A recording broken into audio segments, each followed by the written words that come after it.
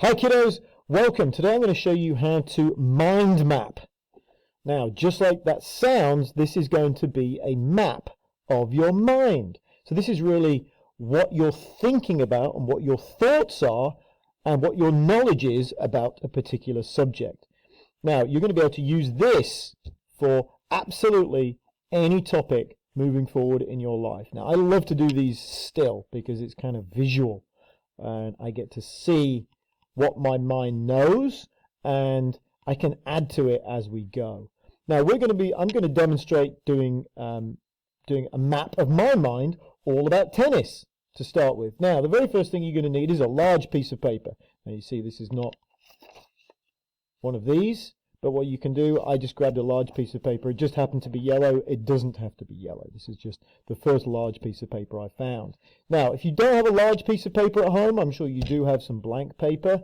Okay, get two of these, tape them together. Okay, the beauty of a mind map is that if you fill this space, you can always just add a piece of tape and add another piece of paper on the side. So, step one to map your mind will be a large piece of paper. The second thing you're going to need, different colors. Okay, different colors. Now I've got some different colors there. I love to use these flare pens. You could use anything. Okay, markers, whatever you've got at hand. But the different colors are really, really important. Okay. Now I'm going to demonstrate mind mapping my knowledge of tennis. Now, I love to play tennis. I've got good knowledge of tennis. Why am I doing tennis? So that you can understand the process. Now, I'm going to start with this. I'm going to put it right in the middle. I'll start with this. Okay.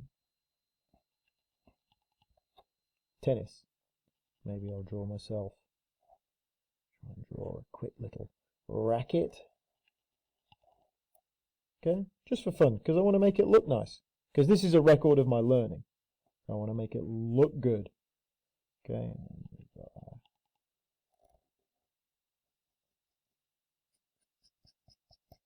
Okay, there we go.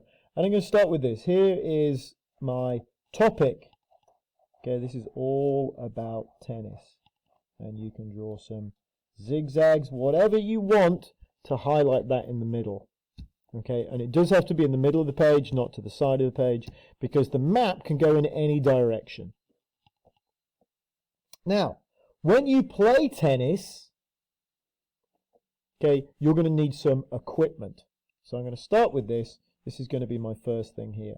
Okay, and I'm going to use the black just to make it stand out, and this is going to be equipment.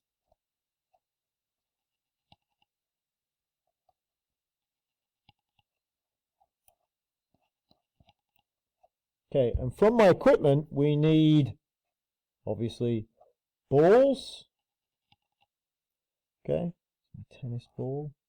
Usually looks something like that. And obviously, we need a racket as well. Okay, so they're really the two things you need. You kind of need a net, and you kind of need a court. But if you don't have a court and you have a net, you can still hit the ball over. And even if you don't have a court or a net, you can still play because you can still hit the ball onto the racket. These are the two most important ones here. Okay. Now, when you play, I'm going to use this color, nice pink color. Hopefully it'll stand out on the yellow. When you play, okay, there's loads of different shots that you can use. Okay. So here we go. These are the different kinds of shots of tennis. Now, you can serve the ball. Serve. This tends to be fast, usually. Okay, there is a forehand. There is a backhand. There is a volley, which means you hit the ball in the air. There is a half volley.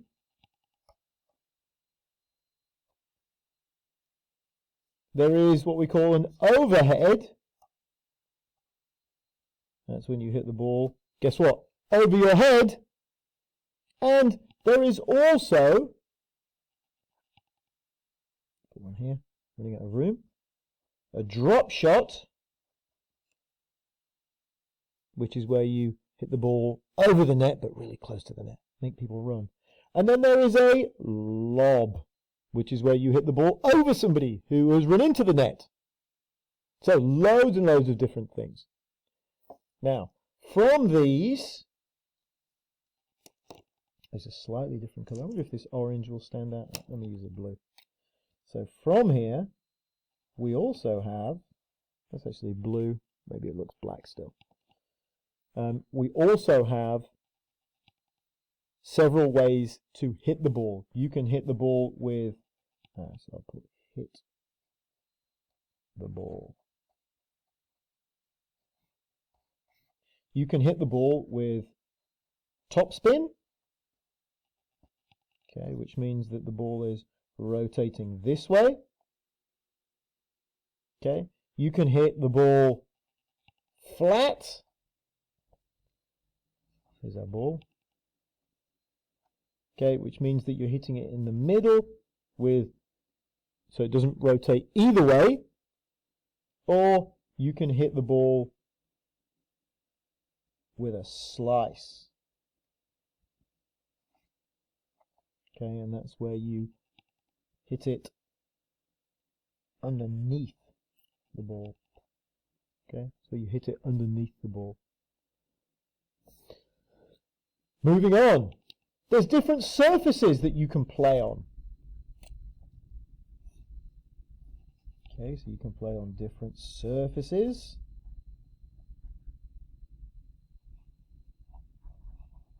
Okay, you can play on grass.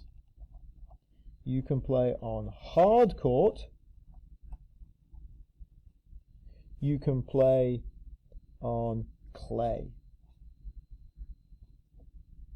Now, some of these are different speeds. So from my grass, this is the quickest surface. So this is the fastest surface. Fast, or maybe I'll write here fast. Okay, and then clay, this is the slowest surface. So I'm going to write here slow.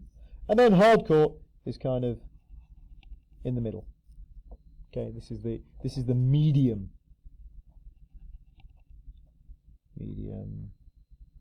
speed. All right, choose a different color. Now, what we probably need is some kind of like rules. How do you play? So we call these let's call them the rules of the game.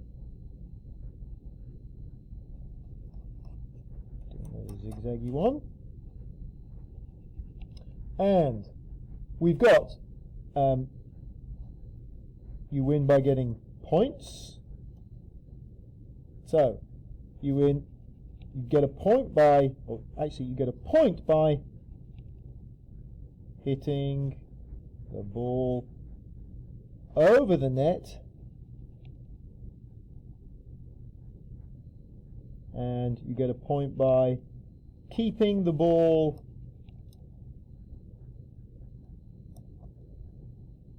in the lines. Okay, keeping the ball in the lines. Okay, there's definitely some strategy. So maybe you have somebody that's really fast, so you're going to try and make them move from side to side. Or maybe you've got them or backwards and forwards. Maybe you've got somebody who's got a particularly good shot. Maybe they've got a really good forehand, well, you need to try and keep it away from that. Okay. And so positioning is really important. Now, I could go on and I could start to talk about different tournaments. So let's just do that quickly. Tournaments. Now there's loads and loads of different tennis tournaments, but one of the most important ones is this. They're called Grand Slams. And there are there's also the ATP Tour, which is quite a big one too. And the Grand Slams are Wimbledon,